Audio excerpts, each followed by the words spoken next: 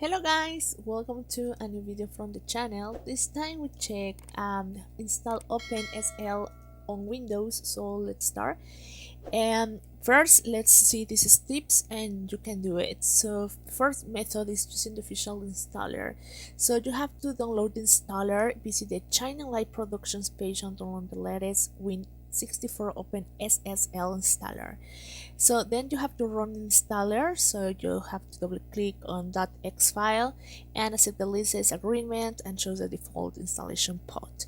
So set the environment variables, open the system properties, advanced environment variables, and then you have to under system variables find the path. So you have to verify the installation. So when you do it, command prompt time and you'll see the install version display. Now, using Windows Package Manage, open the Command Prompt Administrator. So you run the command win install OpenSSL.